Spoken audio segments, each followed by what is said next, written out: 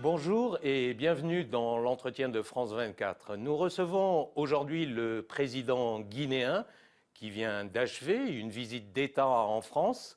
Monsieur Alpha Condé, bonjour. Bonjour. Merci de nous accorder cet entretien, donc à l'issue de votre visite d'État en France.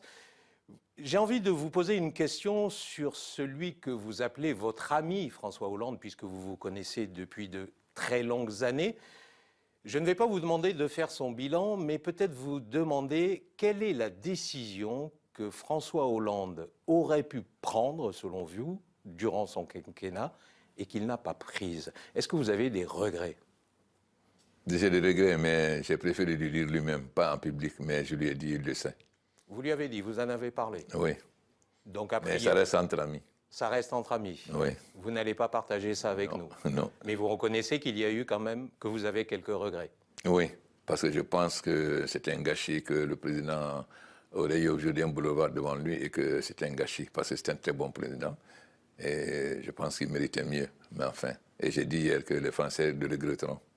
Mais un très bon président qui a fait tout ce que vous auriez souhaité qu'il fasse pour l'Afrique? Il a fait l'essentiel, surtout en intervenant au Mali, ce qui nous a évité la catastrophe. Bien que c'était une honte qu'après 40 ans, nous n'avons pas été en mesure de résoudre nos problèmes nous-mêmes. Mais ça a été une très grande décision. Ensuite, il nous a accompagnés pendant l'Ebola.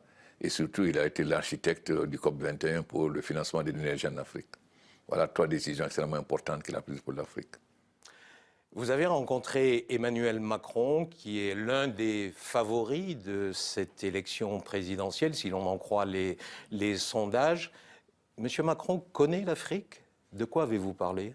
J'ai déjà rencontré Macron quand il était un ministre. Et nous avons beaucoup discuté de la politique africaine et de la nouvelle vision que nous avons en Afrique. J'étais parfaitement d'accord. Je verrai le Premier ministre Fillon demain matin, mais je vais échanger avec lui aussi au téléphone. Je vais lui expliquer quelle est la vision que nous avons aujourd'hui de l'Afrique, une Afrique mature, mûre, qui entend collaborer d'égal à égal avec les autres pays. Et ils sont parfaitement d'accord avec cette orientation. Alors, vous allez voir M. Fillon, vous avez vu Macron. Qu'est-ce que vous attendez de la classe politique française? Ils attendent de la classe française qu'ils prennent l'Afrique comme un partenaire stratégique, d'autant plus que nous avons en commun un problème réel, qui est le problème de l'immigration. Et pour mettre fin à l'immigration, il faut absolument que l'Afrique se développe. Donc, l'énergie, l'agriculture, la santé, l'éducation, l'industrialisation et les infrastructures. Nous voulons qu'ils nous accompagnent. Ce que nous expliquons, c'est que l'Afrique est à la fois un grand marché et une usine. L'Afrique peut être l'usine du monde à la place de la Chine, d'autant plus que nous sommes proches de l'Europe.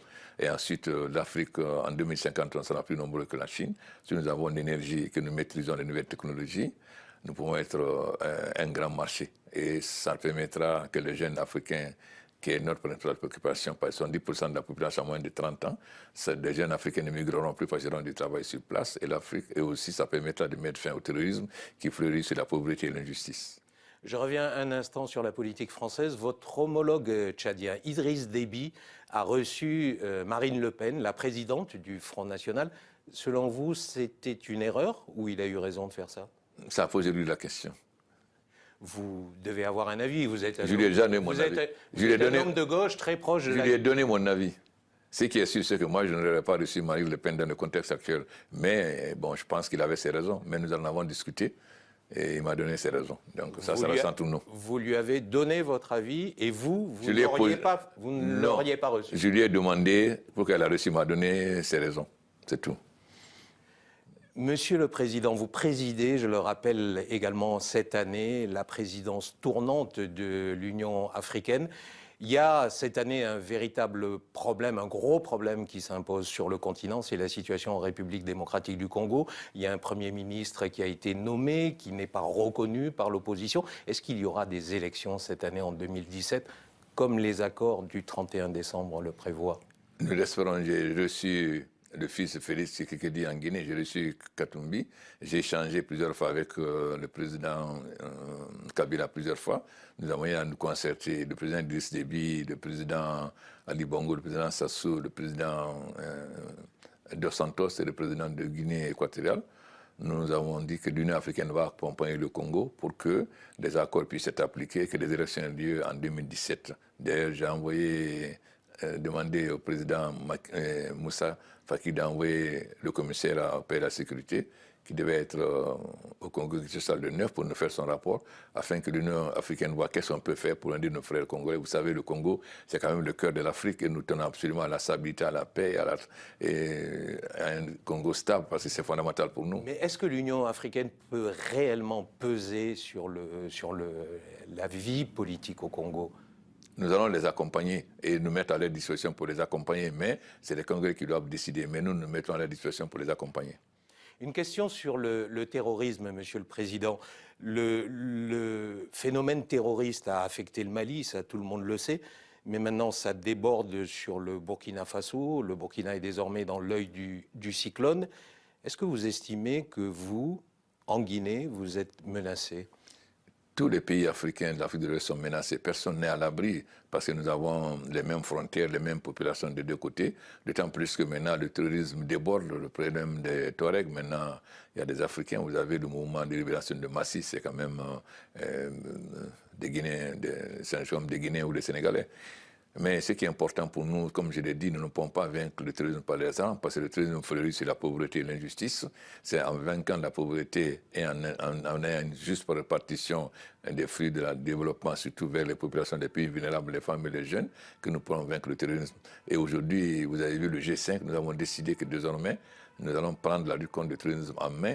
Nous ne voulons plus qu'on nous envoie des troupes. Nous voulons qu'on finance l'Union africaine et qu'on nous mette des moyens à disposition et que ce soit les Africains qui désormais assurent la lutte contre le terrorisme. Nous ne voulons plus que des Français meurent en Afrique. Vous venez de citer le Front de libération du Massina, ce nouveau groupe djihadiste qui a vu le jour au Mali, qui se revendique ou disons plus ou moins appartenant à la communauté Peul ou recrutant dans la communauté Peul du Mali. Vous ne craignez pas un effet de contagion chez vous, en Guinée? Non, mais nous sommes inquiets parce que, vous savez, les gens du Massi, les gens de la Guinée, du Sénégal sont les mêmes. Donc le danger, c'est qu'ils puissent traverser les frontières. Mais pour le moment, nous ne pensons pas du tout que cela puisse toucher la Guinée, du moins les peuples de Guinée ou les peuples du Sénégal. Mais le danger, c'est que s'ils sont dans le mouvement terroriste, ils peuvent être utilisés pour faire des actes en Côte d'Ivoire, en Guinée ou au Sénégal, comme ils le font actuellement au Burkina. Une question sur la situation politique dans votre pays. La Fédération internationale des droits de l'homme estime que beaucoup reste à faire encore pour consolider l'état de droit en Guinée. Que répondez-vous à la FIDH? Ce n'est pas, je ne crois pas que ça. J'ai dit déjà que je ne suis pas guidé par les jugements des organisations des droits de l'homme. Moi, je suis élu par le peuple de Guinée. J'ai des comptes entre le peuple de Guinée et le peuple africain. Ils sont libres d'avoir leur jugement. Vous savez, les gens, on l'amène toujours de la Guinée vers son passé. Moi, je sais que nous avons fait beaucoup de progrès, mais ils sont libres d'avoir leur jugement. Pour moi, c'est pas FDH ou autres là qui vont décider de ce que je vais faire ou pas. J'ai été déjà très clair. Nous voulons que désormais, que les problèmes africains soient jugés par les Africains. Nous ne voulons plus que les ONG occidentales autres là, nous imposent leur vue. Cela, c'est le passé, ce n'est pas la nouvelle Afrique. J'ai été très clair sur cette question. Et vous estimez, votre raisonnement englobe également, outre les ONG, la Cour pénale internationale, la CPI par exemple? Et vous connaissez la position de l'Union africaine dernièrement sur le CPI, donc je n'ai pas revenu là-dessus. Donc, a priori, vous estimez que... Nous sommes en train de travailler pour créer une cour internationale de justice parce que nous pensons que nous devons lutter contre l'impunité. Mais nous allons faire en sorte, moi-même, je vais me rendre à Dar es Salaam pour rencontrer la cour et nous voulons rapidement mettre en place une cour internationale de justice africaine pour juger les crimes contre les peuples africains. À propos de la CPI, vous connaissez bien Laurent Gbagbo, l'ancien président ivoirien. C'était votre ami, il est incarcéré à La Haye. Vous souhaitez sa mise en liberté conditionnelle? Vous savez, moi je ne m'ingère pas dans les affaires, c'est mon ami, mais je laisse la justice faire. Je suis président de l'Union africaine, donc je ne vais pas m'ingérer dans la justice, mais l'Union africaine a pris une position très claire lors de son dernier sommet. Je reviens un instant sur la situation politique. Je sais que vous avez dit que l'avis des ONG ne vous intéressait pas outre mesure, mais il y a beaucoup d'ONG notamment qui critiquent le maintien de l'ordre en Guinée, notamment quand il y a des manifestations étudiantes. J'ai envie de vous demander si la police guinéenne, quand il y a des manifestations étudiantes, n'a pas la gâchette un peu trop facile.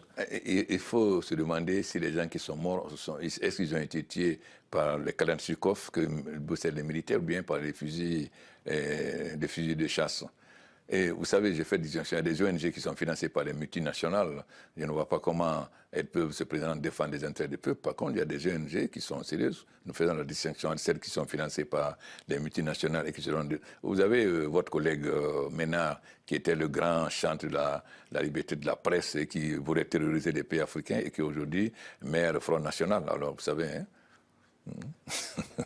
Une question est encore sur la politique intérieure guinéenne. Il y a énormément de rumeurs, la classe politique s'agite. Il y a une question qui taraude un petit peu tous les dirigeants politiques, qu'ils appartiennent à votre parti d'ailleurs, ou qui soient de l'opposition, c'est est-ce que vous allez être à nouveau candidat aux prochaines élections dans 3 ans? Pour le moment, moi, j'ai été élu sur un programme. Pour le moment, je m'applique à appliquer ce programme. Moi, je ne fais pas de spéculation parce qu'on fait des spéculations sur l'Afrique. Pourquoi pas sur les autres pays? Personne ne se demande si les élections de Singapour ou d'Asie doivent se présenter ou pas. Je ne vois pas pourquoi on se focalise seulement sur l'Afrique. Pourquoi on ne pose pas la même question aux Asiatiques, aux Latino-Américains? Pourquoi c'est seulement l'Afrique?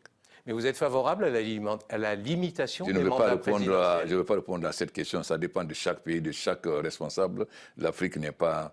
c'est un continent, nous travaillons ensemble, mais les situations des pays sont diverses. Tous les chefs d'État ne gouvernent pas de la même façon. Il y en a qui font avancer leur pays, d'autres moins. Donc je pense qu'avoir une vision unitaire, c'est dogmatique, c'est un peu se moquer des Africains. Donc je ne vais pas rentrer dans ce débat. Monsieur le Président, merci. Merci à vous de votre fidélité. L'information continue sur France 24.